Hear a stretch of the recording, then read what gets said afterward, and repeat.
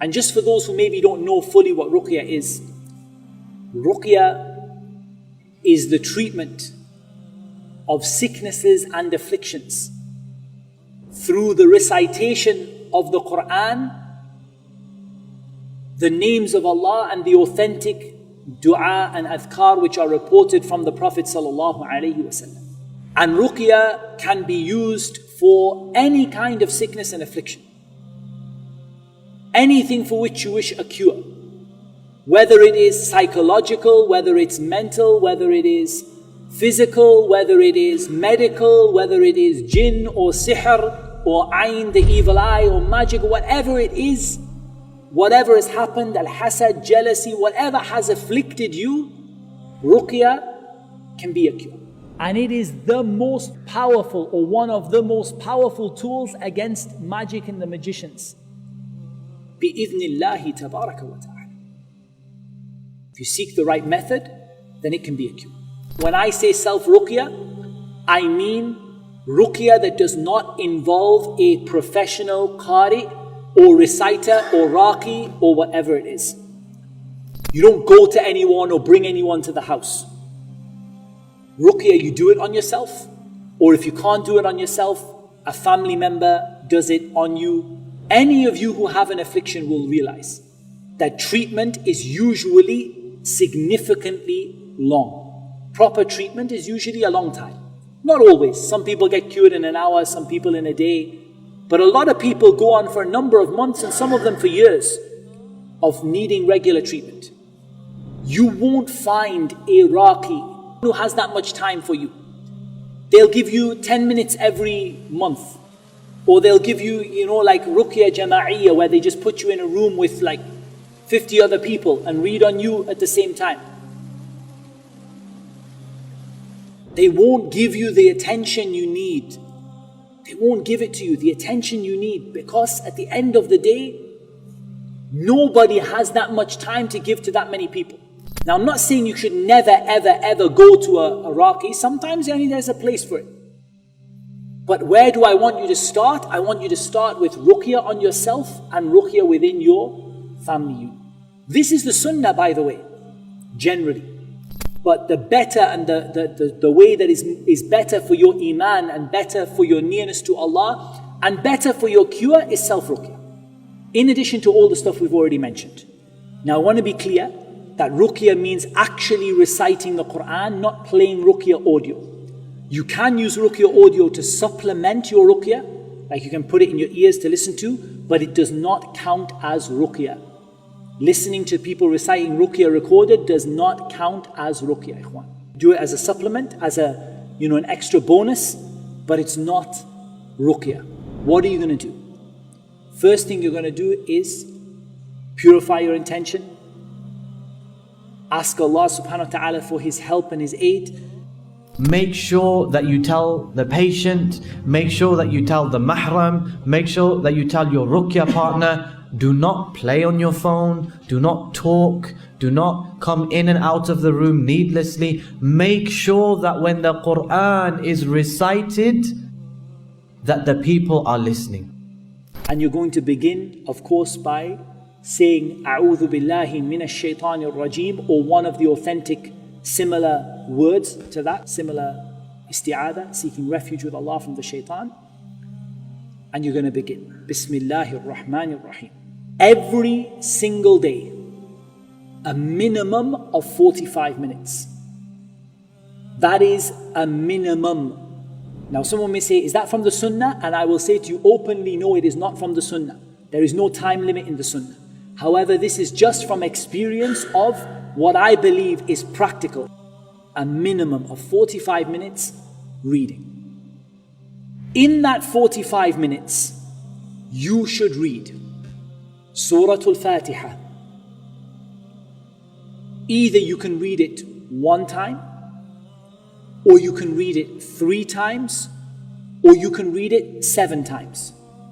Or you can read it a random number of times without aiming for a fixed number, because there is a sunnah for 1 and 3 and 7, and there is the rest you can do, but just don't give it any other number. Like don't say I do it 10 times every time, like just as much as you like. If you wish, you can repeat an ayah, like repeating إِيَّاكَ نَعْبُدُ وَإِيَّاكَ نَسْتَعِينُ, as some of the scholars used to do.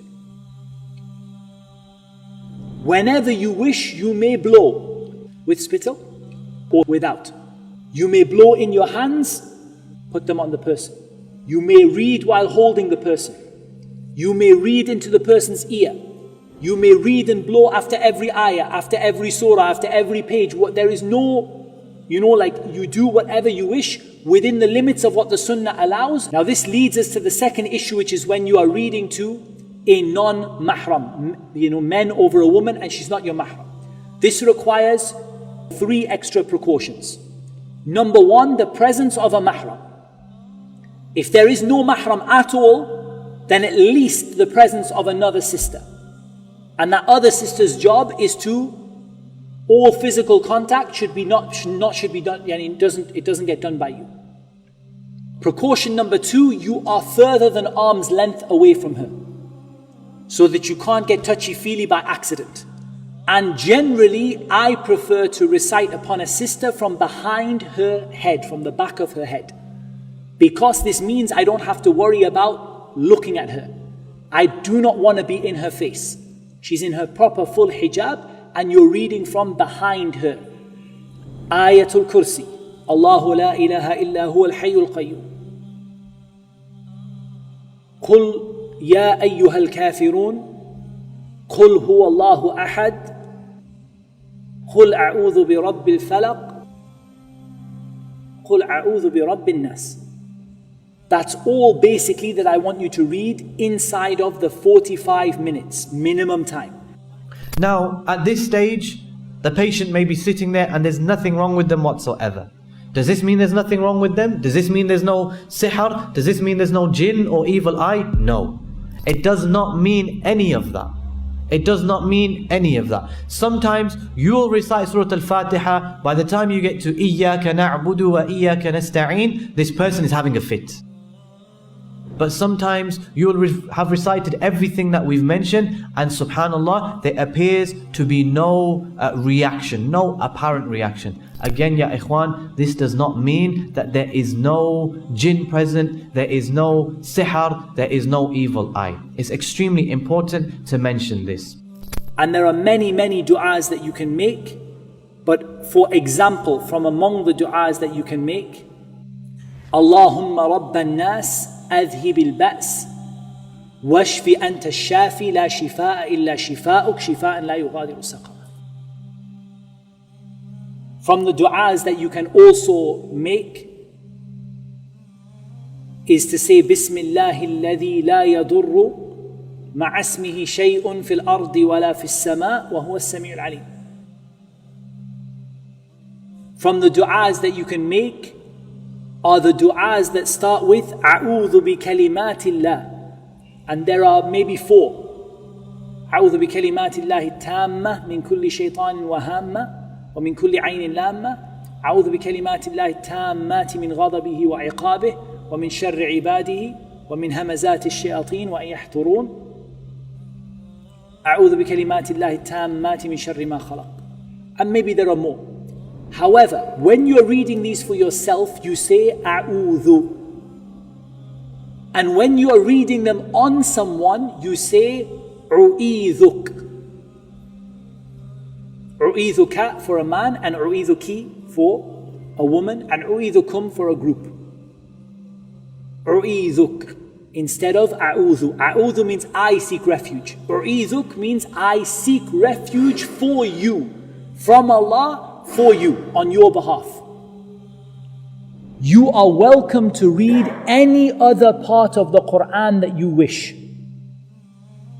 but after the 45 minutes has expired. The reason why the jinn got in your body in the first place, because you don't pray, because you don't keep up with the adhkar. If you want the jinn, that Satan, to leave your body, you have to go back to Allah subhanahu wa ta'ala. And that's something that you have to tell the sick person. You have to pray 5 times, you have to keep up with the adhkar. This is the only way you're gonna come out of this. But if you go back to your old ways, following your desires, not praying 5 times, I'm sorry, no one can help you.